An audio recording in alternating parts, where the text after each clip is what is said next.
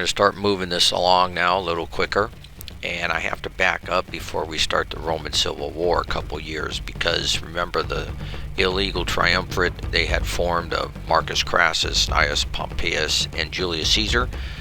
Well, what happened in 55 BC, while Caesar was in Gaul, becoming very famous, popular, and making a name for himself as a great general, you had Pompey and Crassus become consuls in 55 BC. And Pompey was already a great, famous general in his own right. And then here you got Marcus Crassus, and he was feeling unappreciated. And so opportunity arose over on Rome's border in the east between Parthia and Rome. And he decided, without Senate approval, to go over there and prove himself as a capable commander. Because if he can defeat the Parthian dynasty, then he would become a great general and famous. Now, the Parthian dynasty, that was the succession from the Seleucid Empire. Now, the Parthian army was basically a cavalry army. The nobility were lancers, protected by coats of chainmail and mounted on strong horses that were also mail-clad. The Greeks called them cataphractoi, which means covered over, where we get the term cataphract. Now, the regular warriors were just a mounted bowman with no armor, and they relied on their mobility and swiftness with the arrow shot. Romans had some experience with the cataphracts. Tigranes of Armenia, he had around 17,000 mailed horses when Lucullus was fighting him. Now, these only had lances, so when Lucullus campaigned against him, he had his cavalry cut down the lances with the sword and then closed in. That's basically what the Romans are up against with the Parthians. So, totally different fighting technique than what they're used to with the barbarians. Now, in 53 BC, we have the Battle of Carrhae. Marcus Crassus wanted to be a military success again. He hadn't had one since Spartacus 20 years ago. He was jealous of Caesar in Gaul and Pompey the Great. Pompey's deputy in Syria had broke promises to Parthia, and Parthia started to occupy their border cities. Now this shows instigation to Rome. Now, despite this obvious Roman cross, Crassus, without any authority from Rome, went to Mesopotamia and occupied the frontier cities in the Roman-controlled side of Mesopotamia. Now, he was met by the Parthian authorities, and defiant language was used by both sides, and war ensued.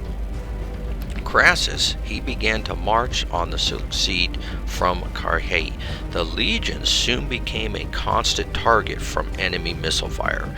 Crassus's own light infantry was not large enough to ward off these attacks. Surena, the Parthian general, made sure his bowmen were sufficiently supplied, making good use of the camels for his transports.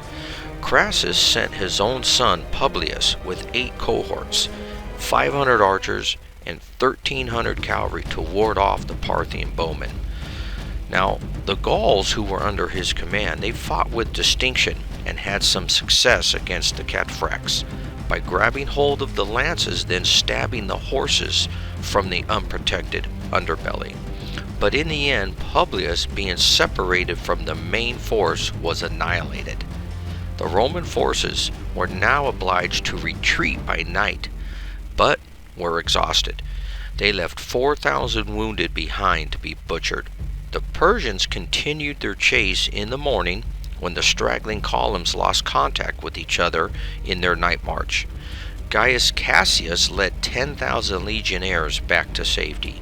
Now, this was not clear if this was a heroic action or if he left his commander to die. We're not sure about this. Crassus and other officers met with Surena for a parley, but were cut down. Crassus's head was carried in triumph to the Persian king. The Romans lost 20,000 killed and 10,000 prisoners, and the Roman standards were in the Persians' hands. And a little side note, the general Surna, he was appalled at the pornographic material that he found in the Roman baggage trains. And this is ironic because he used 200 wagons to carry around his concubines to his battles. So, I guess to each his own. But anyways, Surna was a capable commander, but he was eventually put to death because of the jealousy of the king whom he served.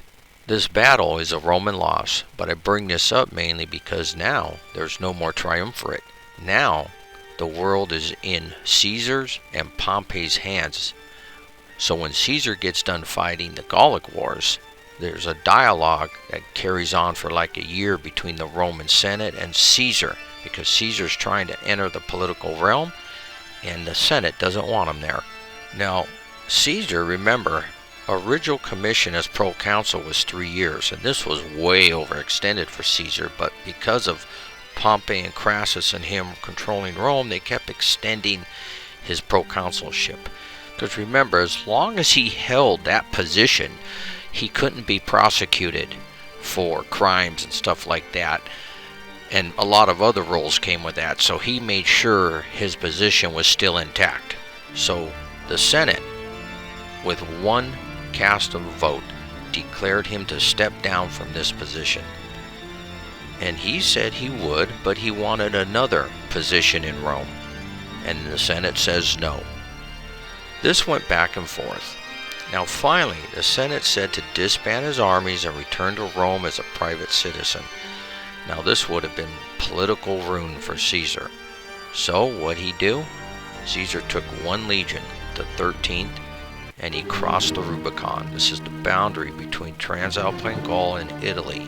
You weren't allowed to enter Italy. No general was, with the legion behind him. And the Rubicon was the boundary. And as he crossed the Rubicon, he said his famous words, "The die has been cast." Now there was about 38 legions total in Rome at this time, and Caesar has 9 of them. The rest of them are all spread out, because remember, no legions are allowed to be in Italy. Now, Caesar remarks in his commentaries that he didn't want to fight Pompey. He tried to avoid this war. He wanted Pompey to stay with him on his side and control Rome. But Pompey, you know, he was retired. He was living the good life in his villa. He was connected to the people in Optimus Party. And ultimately, he did follow the Roman Constitution. But the big connection between Caesar and Pompey was married to Caesar's daughter. She was like 21 and Pompey's like 60. By all accounts, they were truly in love with each other. They really did love each other. And she kind of held these two men together and kept them from really cutthroating each other and going at each other. She was that thread that held these two men together. But unfortunately, Julia died. And so that thread was broken, and any ties that Pompey and Caesar could have had between each other were cut. So, with hesitation and reluctance, Pompey placed his loyalty with the Constitution and the Optimus Party. Now, Lucius Domitian Anobarbarus, he was appointed as Caesar's successor in the province of Cisalpine Gaul. And he refused the advice of Pompey to not go against Caesar, but he marched toward Caesar and tried to resist. Caesar captures Anobarbarus, then released him and took over his troops, and then he continued to march from town to town on his way to Rome. Now, most towns accepted him, but the few who didn't, he just took them over. Now, there was no Marian or Sullan massacres that took place in this civil war in Rome. Basically, Rome capitulated to Caesar. All this Caesar did with just one legion entering Rome. He did have his legions, remember, waiting in Gaul in case he needed them. Now, Caesar did try to prevent Pompey from leaving Italy, but Pompey skipped Caesar's blockade and went to Greece, where he had placed loyal governors in position over there, and he could find plenty of support and troops there. Now, Caesar lacked a fleet and could not immediately follow him. Instead, he turned his attention to Spain. Now, Pompey has 7 legions in Spain. There's 2 in Italy, in southern Italy here with him. 2 in Syria and 2 in Africa. And Pompey has naval superiority. And the Senate declares Caesar an enemy of the state. This is where Caesar decides to go to Spain to deal with the legions there.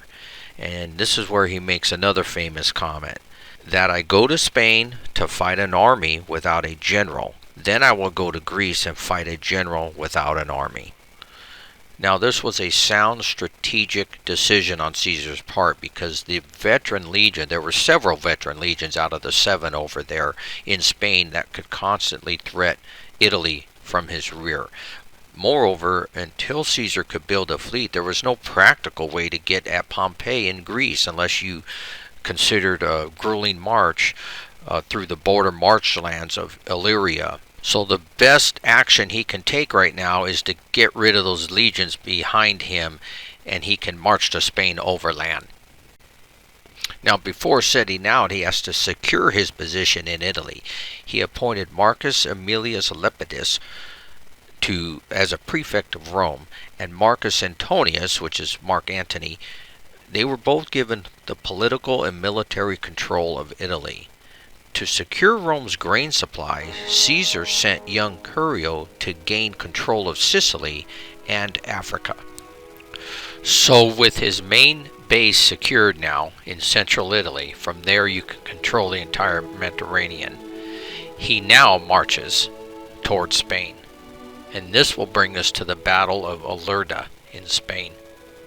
Now, Caesar is marching towards Spain, and he goes up through Gaul, where he picks up his legions, but he finds that Massilia decides to remain loyal to Pompey. So he had to stop and place this city under siege. Now, Ahenobarbus, who abused the clemency shown to him by Caesar, he arrives with a few merchant ships, and he led the locals in the revolt against Caesar. Caesar builds 12 ships, and then he left them with Brutus, and he blockaded Massilia from the sea. It took only 30 days to build these ships, and they weren't meant to last. He then left 3 legions there, and he marched on to Spain. Now at first, Caesar's troops were thrown off by the guerrilla-type tactics that the Spaniards were using, which they learned from the days of Sertorius. Remember, the Spaniards have a long history over there using guerrilla tactics. And were now being used by Pompey's general Peturius. He commanded some 70,000 troops in Spain. Now, actually, neither side really showed much enthusiasm for a major battle. Caesar feared that excessive losses would cripple him later in the campaign.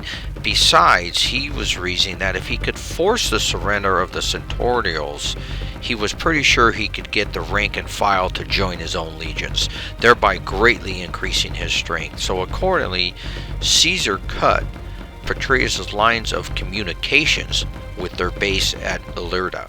Without a source of food or drinkable water, the Centurions found themselves in an impossible situation. And again, if you want to go over the details, you can look it up, but a lot of maneuvering was going on back and forth where Caesar bested him. But Caesar was camped across the river in Ilerda here, and the river swelled and washed out the bridges, so his food supply became scarce as well. So now both armies had the same problem. Now Caesar said he learned from his Britain campaign how to make light wooden frames hitched together on the water. Caesar did this, he moved over, he assaulted the camp, but he was driven off. After winning the support of the local Spaniards in the area, he forced the Pompeian forces out of their camp. In a brilliant series of marches and countermarches, he maneuvered the enemy into a weak defensive position, and he encircled them. Now, again, remember, Caesar really did not want to annihilate the forces. He would rather them lay down their arms or join him. And the distraught Pompeian forces surrendered without any further resistance. This is another example of Caesar's great generalship, and they joined him. Caesar was now free to go back to Italy. Back at Massilia, after much fighting, Ahenobarbus, he capitulated also. and Caesar was in control of Massilia now. But things weren't going so well over in Africa, where Curio, he did not move on to Africa right away because he was worried what might happen in Spain to Caesar, and he was wondering if he had to go support Caesar. But once he received news that Caesar won in Spain at the Battle of Alerta, he finally moved into Africa. He landed at Utica with 2 legions. Now, Varus, he was in command of the Pompeian forces there. And he decided to push the issue against Curio, who he believed was not up to the task. And so Varus left his entrenched positions to attack Curio. Now, in a sharp struggle, Curio's men routed them. So Varus goes back into Utica. Curio camps outside of it. Now, the people in Utica are pleading with Varus to not allow them to be put to siege and starved to surrender. But he knows that Juba the First, the Numidian king, is coming to help him. And Curio finds this out also. So Curio sends his cavalry over against Juba. They have a little cavalry skirmish. Some of the Numidians, they get run off. Roman cavalry come back and tell Curio that, hey, this is just a advanced force, it's not his main army. So Curio decides to go to the river, and this is, now they have this battle at the Bagradas River, and this is the typical Numidian horse archers are going up to the Roman encampments, shooting arrows and then running away, trying to pull the Romans out of position.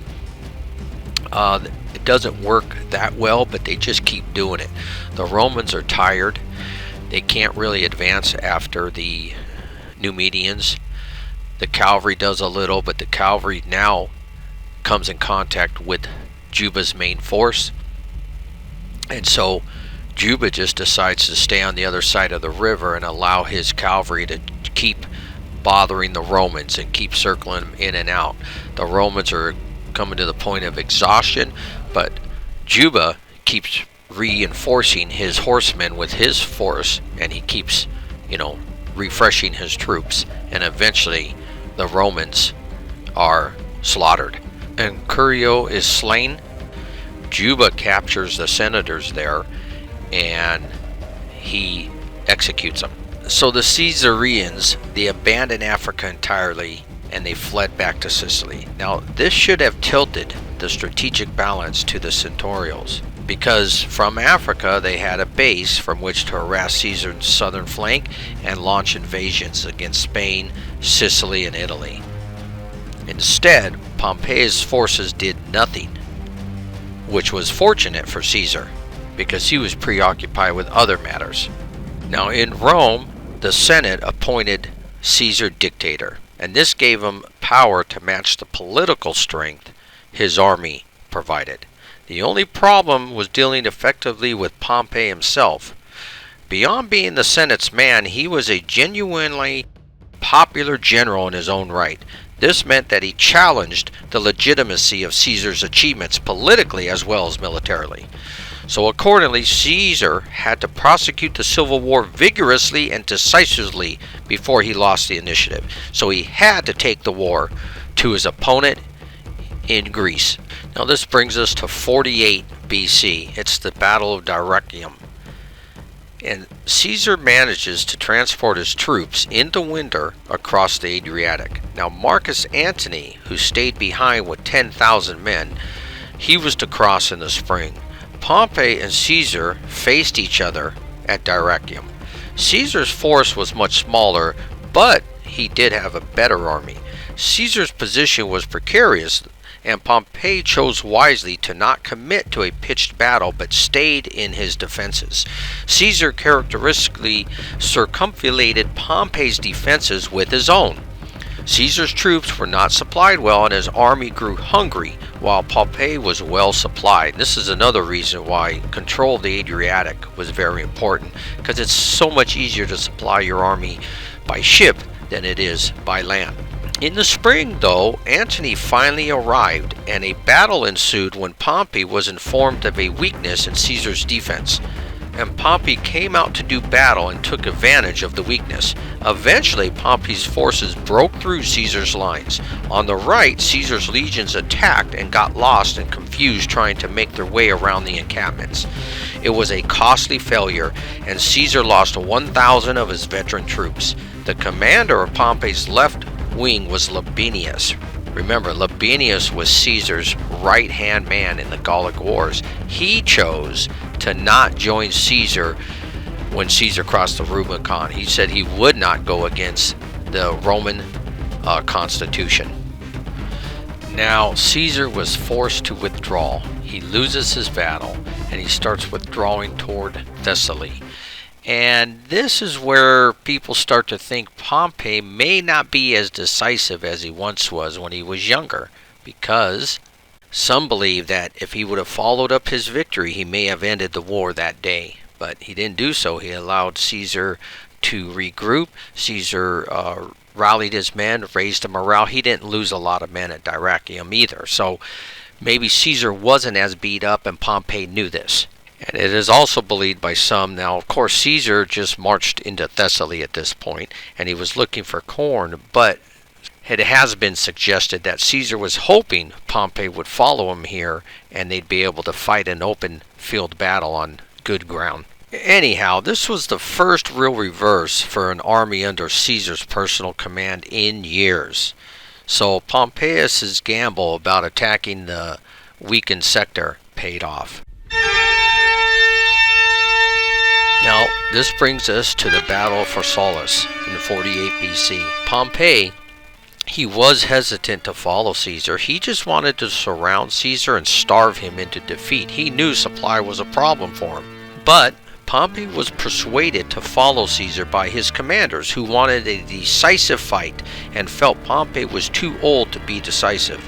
Now, before we get into saying Pompey was weak-minded, again, it must be said that most of his officers could have gotten the army to follow them anyways, even without Pompey's support. So Pompey, I think, knew this, and so he reluctantly went along with it. Now, by the time Pompey reached Thessaly, both armies were now exhausted.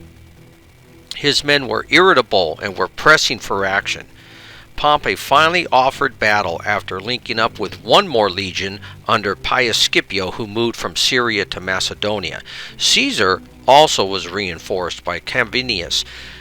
Now, Pompey had 36,000 infantry and 5,000 to 6,000 cavalry. Caesar had 22,000 infantry and a few cavalry. Now, Pompey had ordered his men not to charge, but to wait until Caesar's legions came into close quarters, because they believed that Caesar's infantry would still be fatigued and fall into disorder. Now, also stationary troops were expected to be able to defend Bender against the Palathros. But seeing that Pompey's army was not advancing, Caesar's infantry under Mark Antony and Calvinus started the advance. As Caesar's men neared throwing distance without orders, they stopped to rest and regroup before continuing the charge. And in Caesar's writings, by the way, he criticized Pompey right here and wondered why he did not decide to charge his men at this moment. That could be played into Pompey's indecisiveness at his old age. But the two infantries come together, and Pompey's right and center were holding against Caesar's.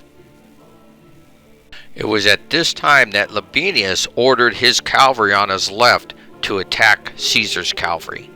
And as Caesar's cavalry was getting pushed back, there was 8 cohorts stationed behind the Roman lines. We're seeing this more and more, where the Romans are keeping cohorts hidden or somewhere into the rear to deal with being outflanked. And this is exactly what happened. The 8 cohorts came up and surprised the cavalry.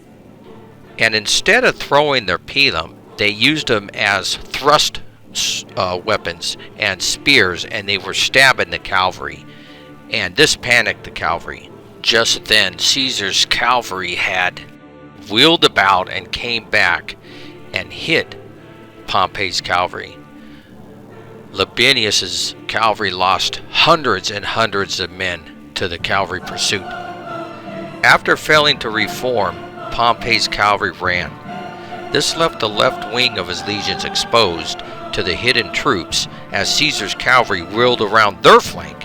Caesar then ordered his third line, containing his most battle-hard veterans, the Carrhae, to attack. This broke Pompey's left wings, who then fled the battlefield. Caesar then threw in his entire reserves. This pretty much meant the battle was over. After Pompey seeing this, Pompey was the first to retreat. Caesar ordered his men to finish off the Pompeian force and sack the camp, in which they did.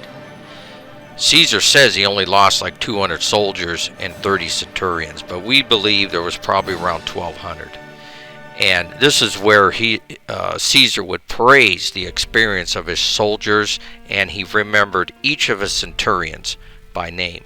And the far-reaching effects were, not only did the Pompeian legionnaires join Caesar's, but the cities and the regions, especially the ones in the Far East, they joined Caesar's side. So Caesar now acquired a lot of territory.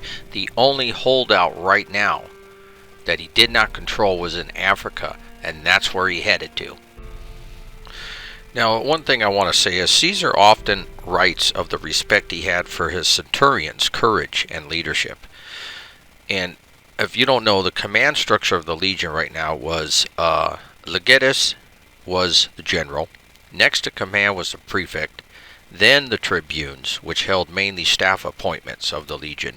Then there were centurions, who commanded the legionnaires.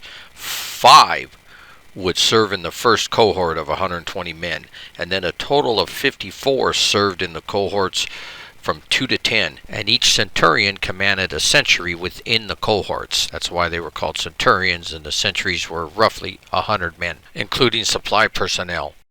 Now, Pompey, he flees to Egypt, and this brings us to the Battle of Alexandria in 48 to 47 BC. Caesar follows him there. Here he found the Egyptian throne contested between Ptolemy XII and his sister wife Cleopatra VII.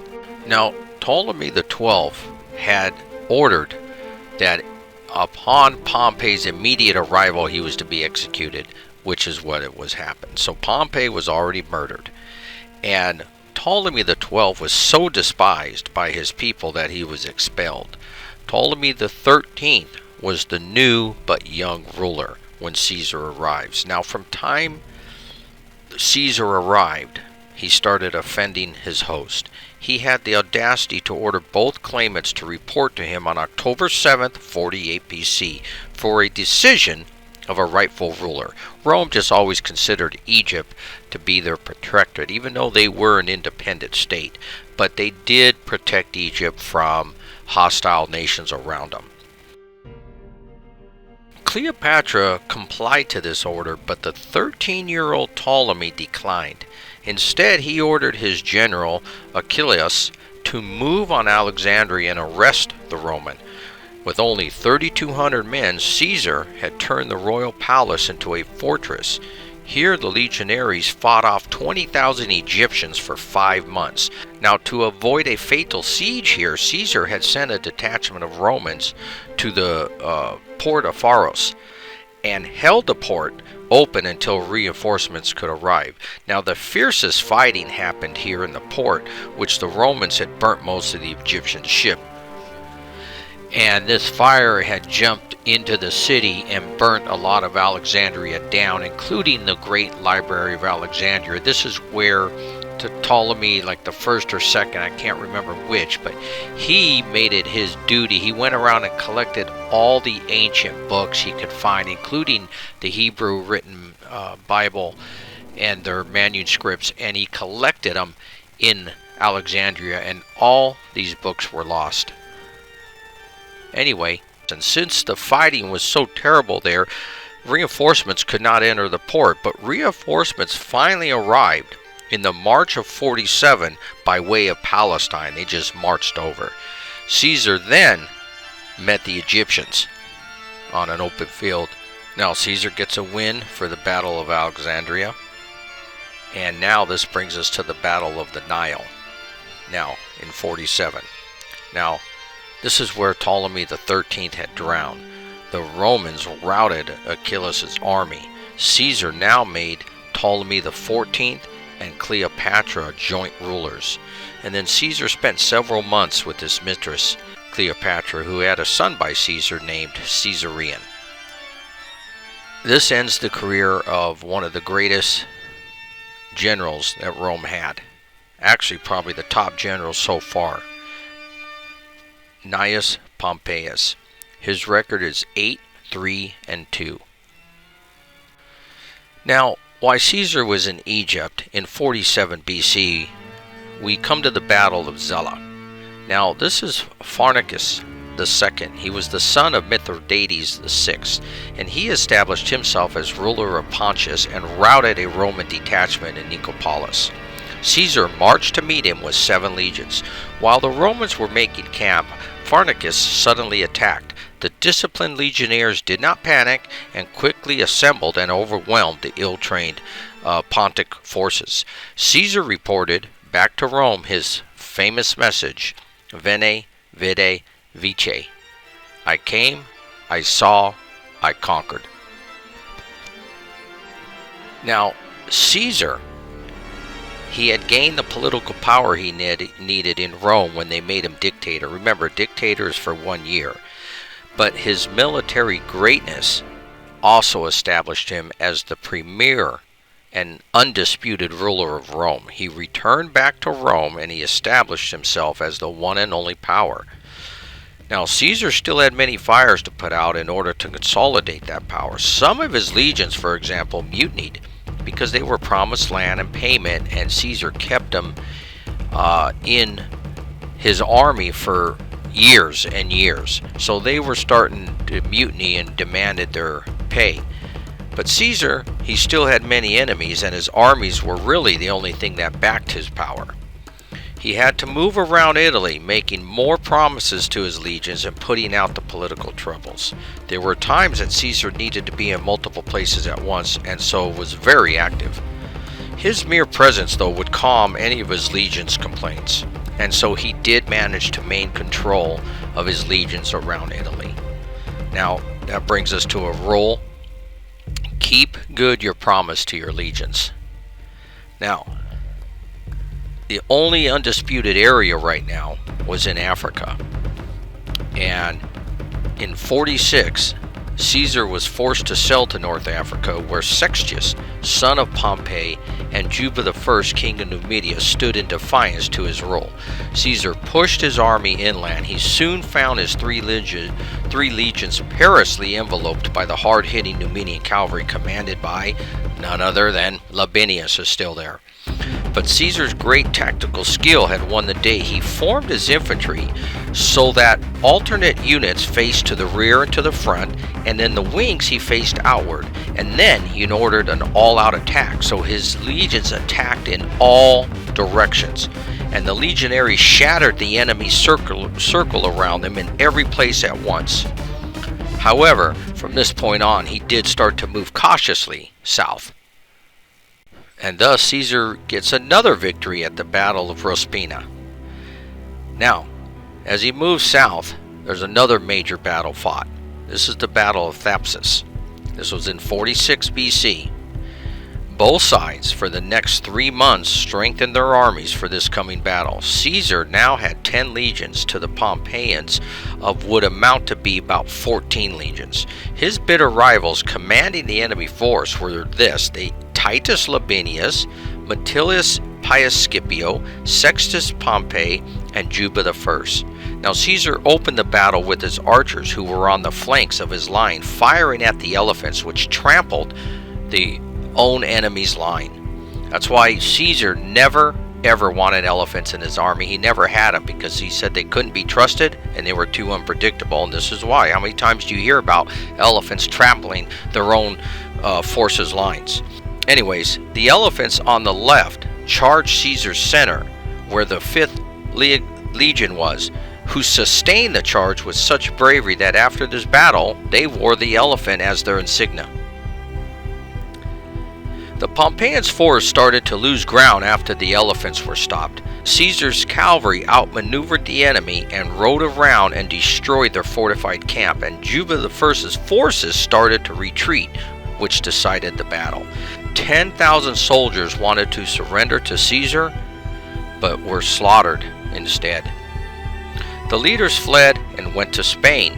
Cato the Younger was in the fortified town of Utica, but he committed suicide upon news of the defeat. So now Pompeian leaders escaped to Spain, so now Caesar has to go deal with that. But back in Rome, remember, he had left Mark Antony in charge, who was no statesman, and Rome was in a chaotic state, and Antony was brutally putting down the opposition. So Caesar had to hurry back to Rome. He took control of the situation. And once he settled the situation and calmed it down, the Senate now proclaimed him dictator for 10 years. So with another fire put out, Caesar was able to go to Spain. And here we have Caesar's last great victory. This is the Battle of Munda in 45 BC. He goes to Spain to deal with the Pompeian army. Gnaeus Pompey, which is another son of Pompey, was forming a rebellion in Spain against Caesar. He was hard pressed against forces that were using guerrilla tactics. Remember, every time Caesar goes over, there were legionnaires. These forces in Spain would use guerrilla tactics. And there was a lot of maneuvering, which made this campaign, it was a difficult campaign because of these tactics they were using. But Caesar finally confronted the main force, which was on a hill with a stream at the base of the hill. The battle went on for a couple of hours with no one gaining the upper hand. The 10th Legion, which was Caesar's most experienced, were on his right, and the 10th fought with such tenacity, Caesar had joined them. The Pompeian left was starting to reel under this assault. The Pompeians tried to move a legion from their right flank to the left to support it, but when Caesar's cavalry saw this, they launched an attack and broke through the lines on the enemy right and continued toward the camp. Now, some of the Mauritania horsemen that Caesar had went to hit the camp, but some went to attack the left flank in the rear, which was, very fortunate for Caesar. Now, Labienus ordered his Gallic and German horsemen that he had to go after the marauding Mauritanian horsemen. But when the Pompeian army saw this, they thought that these guys were retreating, and then the whole army dropped their weapons and ran. After 8 hours of close-up brutal combat, the Caesarian faction won the civil war over the Pompeian faction. 30,000 Pompeians were dead, mostly from the pursuit, to Caesar's 1,000. Labienus died on the field and was granted burial rights by Caesar. Gnaeus escaped but was captured about a month later and executed. Sextus, he had escaped and was nowhere to be found. Scipio died a couple months earlier in a fleet battle off the coast of Spain by killing himself. So now the only Pompeian leader left was Sextus Pompey. Now, this brings us to the assassination of Julius Caesar. This is chapter 14 of the decline of the Roman Republic. Now, Caesar marches back to Rome, where he attempted to place the Roman world in order. He was now dictator for life. He had 35 legions at his disposal. He had overwhelming power behind him, but he also attempted to conciliate his foes. Old enemies were pardoned and granted government posts. He began to implement a series of reforms, which was like standardization of municipal administration, tax reform, granting citizenship to provincials, building roads, harbors, establishing colonies for the landless Romans and veterans. Now, the latter proved to be something of a problem because, remember, always the landless and the laws that the Romans tried to incorporate always had problems, especially with the Optimus party. But many veterans that were discharged were no longer farmers by disposition. In fact, most Romans of this period tended to look down upon rural life and considered that only the cities were worth living in, since these were the centers of government, the arts, and social life. The land issue has long been something of a paradox. It was more of a hollow promise and even more of a hollow demand. It was more a symbol of political commitment than anything else. In the end, it became necessary to establish cities in the newly conquered areas to accommodate the veterans. Now, Caesar, he was also wanting to avenge Crassus's defeat by the Parthians. And he was planning this by building up Roman cavalry and archers to compensate for the Parthian superiority in these arms. And he had sent Octavian to Illyria to start preparing for this. Now, he probably had another reason for vigorously pursuing preparations for this campaign. It would permit the diversion of Rome's militaristic tendencies away from Romans fighting among themselves and give them a common enemy. Now, there was still much dissatisfaction with Caesar's dictatorship. Many drew the obvious and accurate conclusion that this was the end of the Republic. It also meant an end to the power and the privilege of the Senate and other political and economic interests that had predominated, Rome prior to the Civil War. So a conspiracy had developed. It was led by Brutus, Junius Brutus, Decimus Brutus, and Cassius. And on the verge of Caesar's departure to the east, he was assassinated on the Ides of March in 44 BC. So after years and years of warfare and Caesar battling enemies in the front line, he was killed in Rome. Now the murderers, I've read somewhere, that were stupid men, because they could not see that the Constitution, which needed to be upheld entirely by military force, was no constitution at all. Pompey's weakness was that he made way too many concessions to the Senate for constitutional appearances, while Caesar was murdered because he made too few concessions, right? He was just too, pompous about it and demanded things, and the Senate was forced to hand it over to him, so they didn't care for that. Now, the conspirators found that their action was very unpopular. The conspirators met many times to plan Caesar's death at several of the conspirators' house, and they had come up with many plans, but in the end it was decided they would kill him on the Ides of March, when he was to meet with the Senate to be lavished as the dictator. Now, Pompey's theater, there's a picture of it right here. Okay, not a lot of people go to this site, as you can see. They're just excavating it, now. So this is his theater, and Caesar was in a back room sitting in a chair under a statue of Pompey. Over 10 senators came in and attacked him with knives, including his friend and top general Brutus, who believed, like the others, that the Constitution must be held up, not a dictatorship. Now, back, if you look at the picture here, it's one of these rooms in the back, kind of here, where they believe Caesar was murdered. They don't know which one. Now, it's funny that, Caesar had heard of these plots against him and, the rumors that were going around. And even his wife had warned him not to go, because she had made sacrifices that day, and that day they were bad omens, and she was telling him not to go. But Brutus, Caesar's top general, came to his house to escort him to the dedication, and he had convinced him, because he was hearing of these doubts and Caesar was talking about his wife, but he convinced him to go and not to listen to the complaints of women and rumors. So Caesar was stabbed 35 times and died on the floor of Pompey's theater under the statue of Pompey. And this is his gravesite in the Roman Forum, and if you don't know what you're looking for, you won't catch it, with a record of 17-3. And the Roman battle record, remember, a lot of these records were Caesar battles, where Caesar fought Romans against Romans. Caesar got the win for him, and I put him on his record, but remember, the Roman battle record doesn't improve when Romans are fighting Romans.